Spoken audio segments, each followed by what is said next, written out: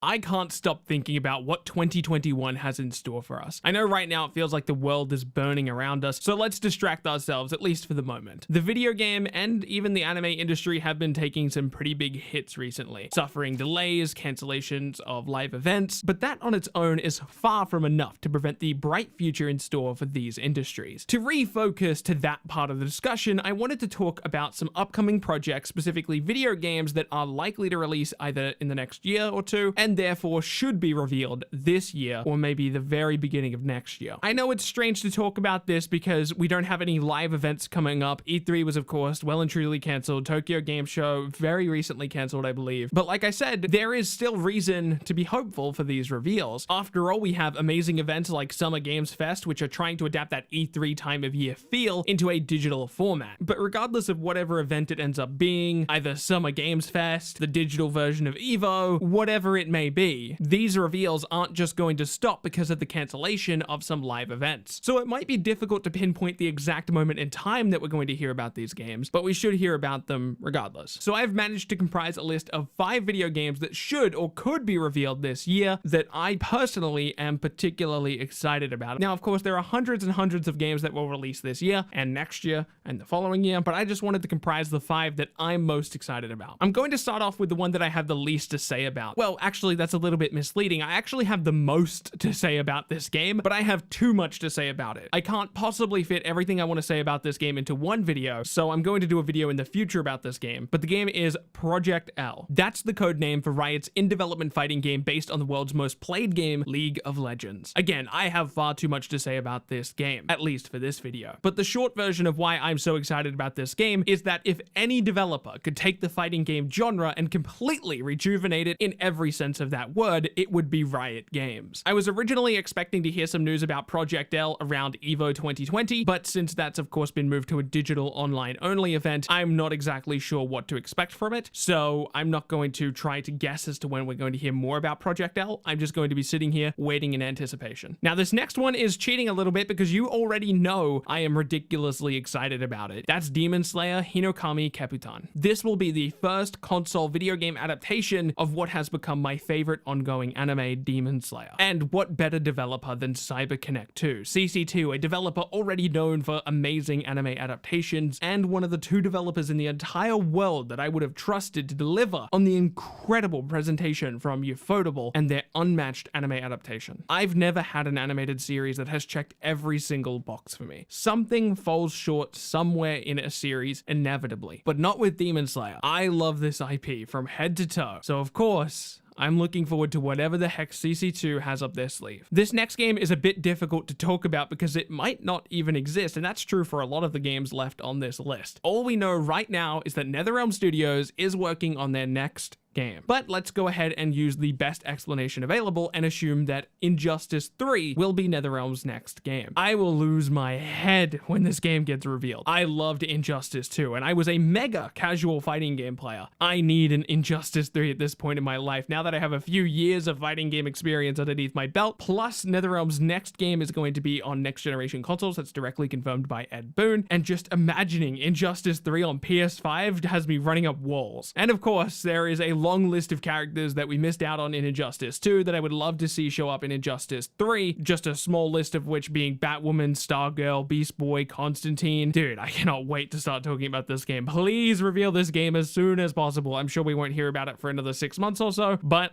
Jeez, I just can't wait. Now, if you thought that that last entry was a bit too theoretical, A, you probably don't follow NetherRealm too much, but B, let me show you what true hope really looks like. A+ Games are the developers of Kill la Kill If, a game that had no right to be anywhere near as good as it was. I'm not a huge Kill la Kill fan, but that game was something special. Considering the logistics of its production, it was way, way better than anybody should have expected. The gameplay was outstanding. And visually, it's really, really good. Ever since I first saw Kill la Kill If, I was hopeful that the same developer, A+, would be given more existing IP to work with. Luckily, A+ Games has a good history so far for such a small company. They've worked with companies like Bandai Namco for Little Witch Academia, and of course Arc System Works for Kill la Kill If. Based on their release schedule, we should be hearing something about their next project pretty soon. I've got a personal conspiracy theory about them possibly working on a Ruby video game. I did a whole video on that. If you're interested, I'll leave a link to it in the description. But regardless of whatever the heck A+ Games is working on. I'll be keeping an eye out for it because that developer really impressed me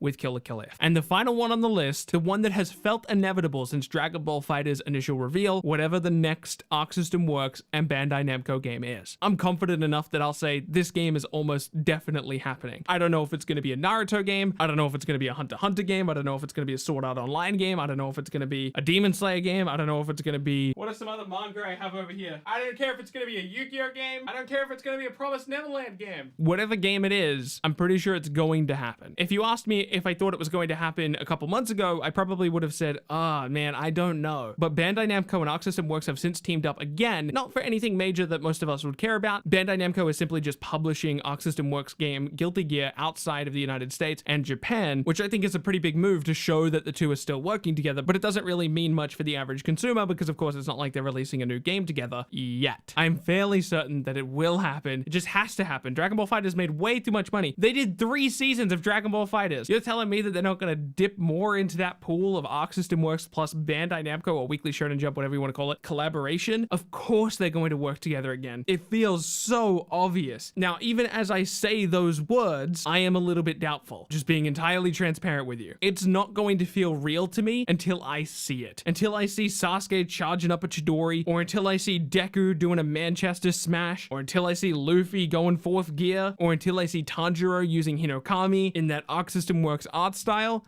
I'm not believing it. It's still not gonna feel real to me. So when I do finally see that, I'm gonna explode, man. You're not gonna be able to hold me back. Even if it's an anime I don't particularly care for, I'm gonna be excited. Even if it's something I've never watched, I'm gonna instantly go watch it. And as long as I like the character designs, that's all I need. I just need to like the character designs. Obviously, the reason I would be excited about this is because Arc System Works make incredible fighting games. Dragon Ball FighterZ is a huge treat. I wish I was already a Dragon Ball fan when Dragon Ball FighterZ initially got revealed. Unfortunately, at the time I wasn't, and jumping in now feels like I've already missed a huge train and it feels like I have to catch up. It's just not worth it. But I think that's going to be the end of the video. Let me know what game reveals you're looking forward to in 2020 or 2021. I hope you were able to enjoy this video. Thank you so much for watching. My name has been Bilbzy, and I'll see you in the next one.